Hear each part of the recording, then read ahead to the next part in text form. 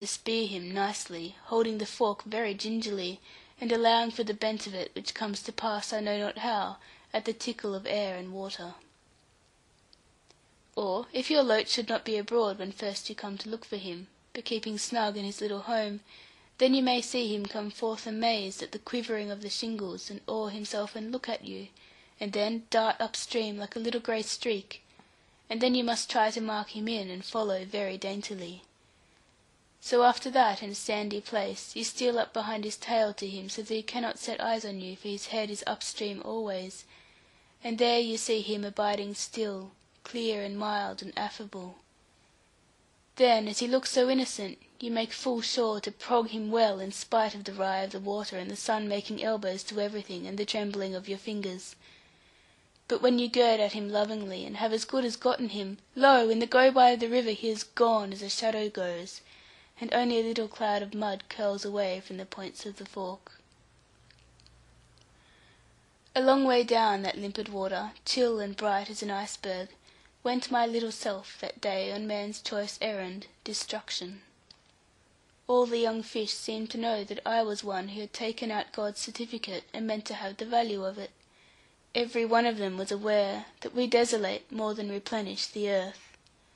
For a cow might come and look into the water, and put her yellow lips down; a kingfisher, like a blue arrow, might shoot through the dark alleys over the channel, or sit on a dipping withy bough, with his beak sunk into his breast feathers. Even an otter might float down stream, likening himself to a log of wood, with his flat head flush with the water top, and his oily eyes peering quietly; and yet no panic would seize other life, as it does when a sample of man comes. Now let not any one suppose that I thought of these things when I was young, for I knew not the way to do it. And proud enough in truth I was at the universal fear I spread in all those lonely places,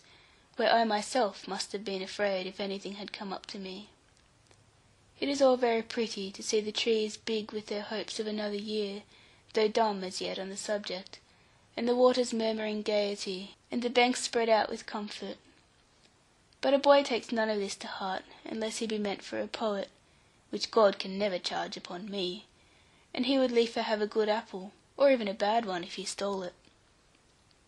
When I had travelled 2 miles or so, conquered now and then with cold, and coming out to rub my legs into a lively friction, only fishing here and there because of the tumbling water, suddenly in an open space, where meadows spread about it, I found a good stream flowing softly into the body of our brook. And it brought, so far as I could guess by the sweep of it under my kneecaps, a larger power of clear water than the Lynn itself had.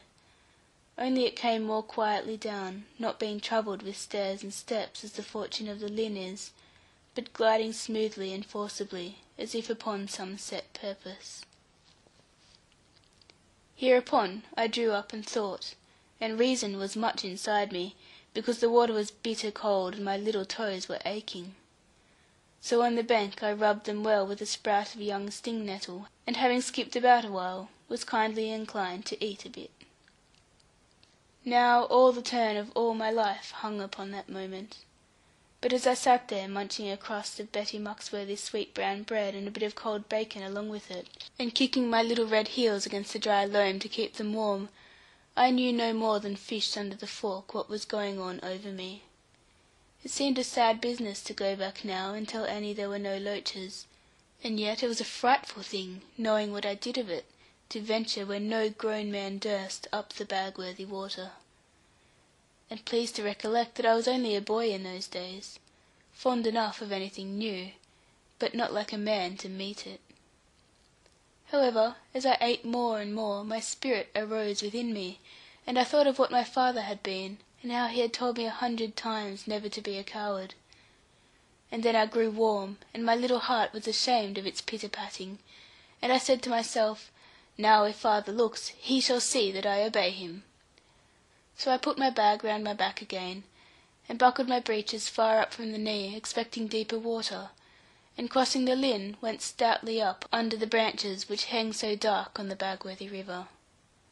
I found it strongly overwoven, turned and torn with thicket wood, but not so rocky as the Lynn, and more inclined to go evenly.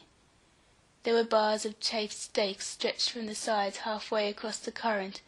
and light outriders of pithy weed, and blades of last year's watergrass trembling in the quiet places, like a spider's threads, on the transparent stillness with a tint of olive moving it. And here and there the sun came in, as if his light was sifted, making dance upon the waves and shadowing the pebbles. Here, although affrighted often by the deep dark places, and feeling that every step I took might never be taken backward, on the whole I had very comely sport of loaches, trout, and minnows, forking some and tickling some, and driving others to shallow nooks, whence I could bail them ashore. Now if you have ever been fishing, you will not wonder that I was led on, forgetting all about danger, and taking no heed of the time, but shouting in a childish way whenever I caught a whacker, as we called a big fish at Tiverton. And in sooth there were very fine loaches here, having more lie and harbourage than in the rough Lynn stream, though not quite so large as in the Lowman, where I have even taken them to the weight of 1/2 pound. But in answer to all my shouts, there was never any sound at all, except of a rocky echo, or a scared bird hustling away, or the sudden dive of a water vole; and the place grew thicker and thicker, and the covert grew darker above me, until I thought that the fishes might have a good chance of eating me, instead of my eating the fishes. For now the day was falling fast behind the brown of the hilltops, and the trees, being void of leaf and hard, seemed giants ready to beat me. And every moment, as the sky was clearing up for a white frost, the cold of the water got worse and worse, until I was fit to cry with it. And so, in a sorry plight, I came to an opening in the bushes, where a great black pool lay in front of me, whitened with snow, as I thought, at the sides, till I saw it was only foam froth. Now, though I could swim with great ease and comfort, and feared no depth of water, when I could fairly come to it, yet I had no desire to go over head and ears into this great pool, being so cramped and weary, and cold enough in all conscience, though wet only up to the middle, not counting my arms and shoulders.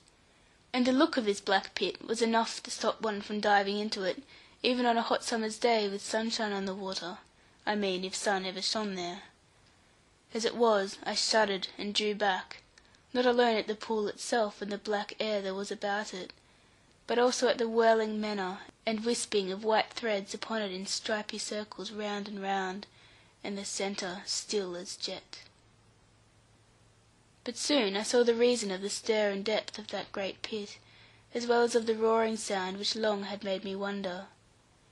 For skirting round one side, with very little comfort, because the rocks were high and steep, and the ledge at the foot so narrow,